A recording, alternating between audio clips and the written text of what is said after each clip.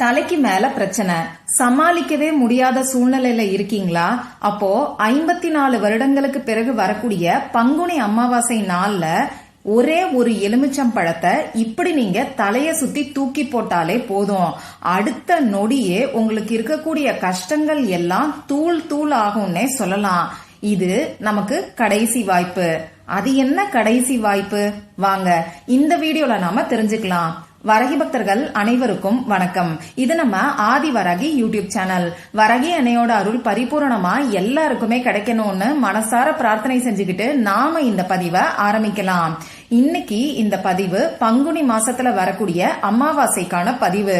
நாளைக்கு, அதாவது திங்கட்கிழமை ஏப்ரல் மாசம் 8ஆம் தேதி நமக்கு பங்குனி மாசத்தோட அமாவாசை வருது. இது நமக்கு கூடுதல் சிறப்போட தான் வருது. இந்த நாள்ல பாத்தீங்கன்னா இந்த 2024வது வருஷத்துல வரக்கூடிய முதல் சூரிய கிரகணம் நமக்கு இருக்கு. இந்த சூரிய கிரகணம் நம்ம இந்தியால தெரியாது. இருந்தாலும் சூரிய கிரகணத்தோட சேர்ந்து வரக்கூடிய அமாவாசை நமக்கு ரொம்ப ரொம்ப விசேஷமானதுன்னே சொல்லலாம். இந்த அமாவாசை நமக்கு கடைசி வாய்ப்புன்னு நான் சொல்லியிருக்கேன். அது என்ன கடைசி வாய்ப்புன்னு பாத்தீங்கன்னா, இந்த தமிழ் வருஷம், அதாவது சோபகிருது வருஷத்துல வரக்கூடிய கடைசி அமாவாசை நமக்கு இப்ப வருது. அந்த வகையில இந்த அமாவாசை நமக்கு கடைசி வாய்ப்பாவும் இருக்கு, ரொம்ப ரொம்ப சக்தி வாய்ந்ததாவும் இருக்கு. பொதுவா அமாவாசை நாள்னாலே இந்த பிரபஞ்சத்துல நேர்மறை ஆற்றல் அதிக அளவுல இருக்கும். இந்த அமாவாசை நாள் பாத்தீங்கன்னா முன்னோர்களோட வழிபாட்டுக்கும் குலதெய்வத்தோட வழிபாட்டுக்கும் உகந்த நாள். அது மட்டும் இல்லாம நம்ம கிட்டையும் நம்ம வீட்லயும் இருக்கக்கூடிய எதிர்மறை ஆற்றலை அடிச்சு விரட்டுறதுக்கு இந்த அமாவாசை நாள் ரொம்ப ரொம்ப சிறப்பு வாய்ந்ததா இருக்கு. எதிர்மறை ஆற்றல்னு சொல்லும் போது கண்திருஷ்டி, செய்வினை பாதிப்பு, ஏவல், பில்லி, சூனியம், எதிரி தொல்லை, இது எல்லாமே நமக்கு எதிர்மறை ஆற்றல்ல தான் வரும். இப்படிப்பட்ட எதிர்மறை ஆற்றலால நமக்கு ஏற்படக்கூடிய பாதிப்புகள் அதிகம்னே சொல்லலாம். சந்தோஷமா இருக்கக்கூடிய சூழ்நிலையில கூட திடீர்னு ஏதாவது ஒரு சண்டை சச்சரவுகள் வரும். வீட்ல நிம்மதியே இல்லாத சூழ்நிலை இருக்கும். அதே மாதிரி ஒரு சில வீடுகள்ல பாத்தீங்கன்னா இந்த எதிர்மறை ஆற்றலால துர்நாற்றம் வீசும். அந்த வீட்டுக்குள்ள நாம போகும்போதே நமக்கு அந்த துர்நாற்றம் நல்லாவே தெரியும். நல்லா இருக்கிறவங்களுக்கு கூட உடம்புக்கு ஏதாவது ஒரு பாதிப்பு வந்துகிட்டே இருக்கும். ஹாஸ்பிட்டலுக்கு போய் செக் பண்ணா எல்லாமே சரியா இருக்குங்கிற மாதிரியான சூழ்நிலை தான் இருக்கும்.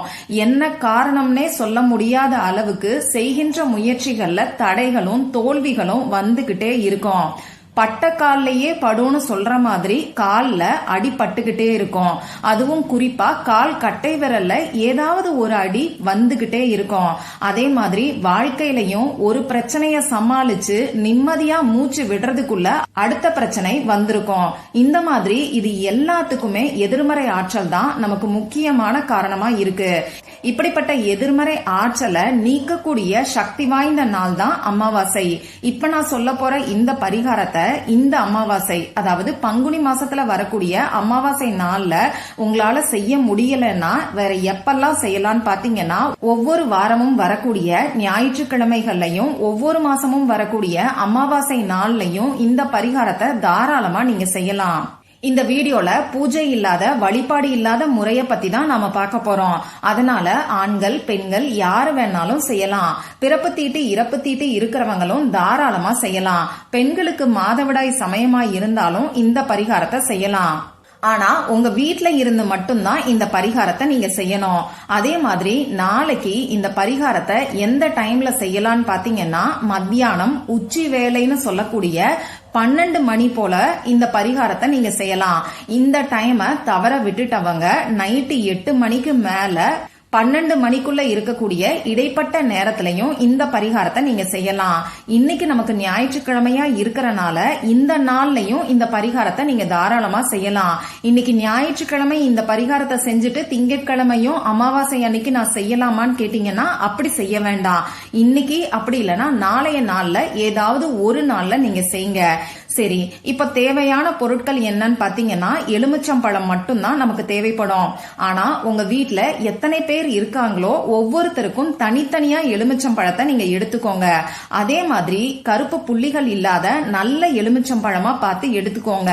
இந்த எலுமிச்சம்பழத்தை நீங்க என்னைக்கு சுத்தி போடுறீங்களோ அந்த நாள்ல போய் கடைக்கு போய் வாங்கிட்டு வாங்க. உங்க வீட்ல எலுமிச்சம்பழம் மரம் இருக்குன்னாலும் அந்த நாள்ல, அதாவது நீங்க என்னைக்கு சுத்தி போட போறீங்களோ அந்த நாள்ல மரத்துல இருந்து எலுமிச்சம்பழத்தை பறிச்சுக்கோங்க. வீட்ல இருக்கக்கூடிய பழைய எலுமிச்சம்பழத்தை இந்த பரிகாரத்துக்கு பயன்படுத்த வேண்டாம். அதே மாதிரி இதுல இன்னும் ஒரு முக்கியமான விஷயத்த நீங்க கவனிக்கணும்.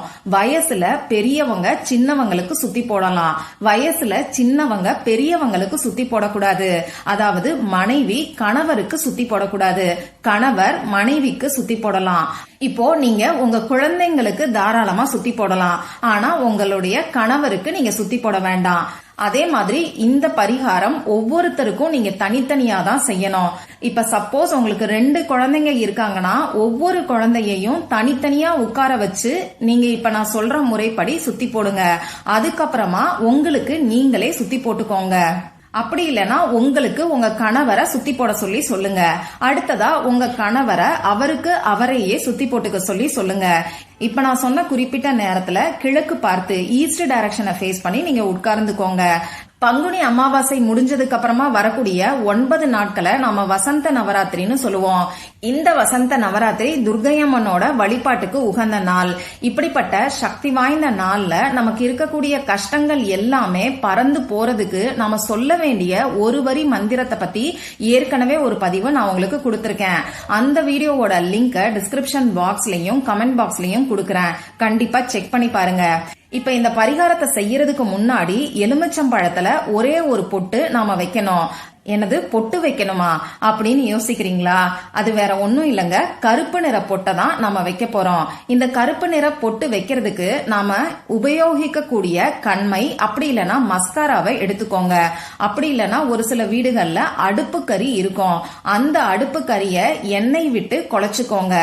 இப்ப நான் சொன்ன 3 பொருட்கள்ல ஏதாவது ஒன்ன பயன்படுத்தி இந்த கண்மையோ அப்படி இல்லைன்னா மஸ்காரா அடுப்பு கறி இத உங்க விரலால தொட்டு எலுமிச்சம்பழத்துல ஒரு பொட்டை வச்சுக்கோங்க. எலுமிச்சம்பழத்துல எந்த இடத்துல வேணாலும் நீங்க பொட்டு வைக்கலாம். இப்போ நீங்க யாருக்கு சுத்தி போட போறீங்களோ அவங்கள கிழக்கு பார்த்த மாதிரி உட்கார சொல்லிட்டு இந்த எலுமிச்சம்பழத்தை வச்சு அவங்களுக்கு சுத்தி போடுங்க. இப்படி சுத்தி போடுறதுக்கு முன்னாடி துர்க்கையம்மனை உங்க மனசுக்குள்ள நினைச்சு பிரார்த்தனை செஞ்சுக்கோங்க. உங்களுக்கு இருக்கக்கூடிய எதிர்மறை ஆற்றலும் அதனால வரக்கூடிய கஷ்டமும் தீரணும்னு சொல்லி பிரார்த்தனை செஞ்சுக்கிட்டு இடமிருந்து வலது பக்கமா 3 முறையும் வலமிருந்து இடது பக்கமா 3 முறையும் சுத்திட்டு மேல இருந்து கீழே 3 முறை ஏத்தி இறக்குங்க. இதுக்கப்புறமா இந்த எலுமிச்சம்பழத்தை 4ஆ கட் பண்ணுங்க. 4 துண்டா நாம கட் பண்ணக்கூடாது. எலுமிச்சம்பழத்தோட அடிபாகம் ஒன்னாதான் இருக்கணும். அதோட மேல் பாகத்துல மட்டும் 4 துண்டா வர்ற மாதிரி கட் பண்ணிக்கோங்க. இப்படி கட் பண்ணதுக்கு அப்புறமா யாருக்கு சுத்தி போட சொல்லி உட்கார வச்சிருக்கீங்களோ அவங்கள 3 முறை இந்த எலுமிச்சம்பழத்துக்குள்ள ஊத சொல்லி சொல்லுங்க. நாம பொதுவா கற்பூரத்தை சுத்தி வச்சதுக்கு அப்புறமா குழந்தைங்களை தூணு சொல்லி 3 முறை துப்ப சொல்லுவோம் இல்லையா? அந்த மாதிரி இந்த எலுமிச்சம்பழத்தை 4ஆ கட் பண்ணிட்டு அந்த எலுமிச்சம்பழத்துக்குள்ள 3 முறை காத்த ஊத சொல்லுங்க. இதுக்கப்புறமா இந்த எலுமிச்சம்பழத்தை ஒரு பேப்பர்ல சுருட்டி உங்க நிலைவாசலுக்கு வெளிப்பக்கத்துல வச்சிருங்க. இந்த பரிகாரத்தை உங்க வீட்ல ஹால்ல இருந்தும் நீங்க செய்யலாம், அதே மாதிரி நிலைவாசலுக்கு வெளிப்பக்கத்துல உட்கார்ந்துகிட்டும் நீங்க செய்யலாம். எலுமிச்சம்பழத்தை சுத்தினதுக்கு அப்புறமா அந்த எலுமிச்சம்பழத்தை எக்காரணத்தை கொண்டும் வீட்டுக்குள்ள எடுத்துட்டு போக வேண்டாம். அதை திரும்பி நிலைவாசலுக்கு வெளிப்பக்கத்துல பேப்பர்ல சுருட்டி வச்சிருங்க. இந்த மாதிரி நாம பேப்பர்ல சுருட்டி வச்சிருக்கக்கூடிய எலுமிச்சம்பழத்தை உடனேவே நீங்க கால்படாத இடத்துல தூக்கி போட்டுறலாம். இப்படி உடனே செய்ய முடியாதுன்னு நினைக்கிறவங்க மறுநாள், அதாவது செவ்வாய்க்கிழமை அன்னைக்கு காலையில எந்திரிச்ச உடனே இந்த எலுமிச்சம்பழத்தை கால்படாத இடத்துல போட்டுருங்க. இத செஞ்ச அடுத்த நாளே, அதாவது செவ்வாய்க்கிழமையில இருந்தே உங்க வாழ்க்கையில நல்ல மாற்றங்கள் ஏற்படுறத நீங்களே உணர்வீங்க. இந்த பதிவுல உங்களுக்கு ஏதாவது சந்தேகம் இருந்துச்சுன்னா எனக்கு கமெண்ட் பாக்ஸ்ல கேளுங்க, அதை நான் உங்களுக்கு உடனே தெளிவுபடுத்துறேன். இந்த பதிவு உங்களுக்கு பிடிச்சிருந்தா லைக் பண்ணிட்டு உங்க ஃப்ரெண்ட்ஸ் அண்ட் ஃபேமிலி கூட ஷேர் பண்ணுங்க. இந்த மாதிரி அந்தந்த நாளுக்கும் நேரத்துக்கும் திதிக்கும் உரிய வழிபாடுகளையும் பரிகாரங்களையும் நீங்க மிஸ் பண்ணாம தெரிஞ்சுக்கிறதுக்கு நம்ம சேனலை மறக்காம சப்ஸ்கிரைப் பண்ணிட்டு பக்கத்துல இருக்கக்கூடிய பெல் ஐகானையும் பிரஸ் பண்ணிக்கோங்க. மற்றும் ஒரு பயனுள்ள பதிவுல நாம சந்திக்கலாம். நன்றி.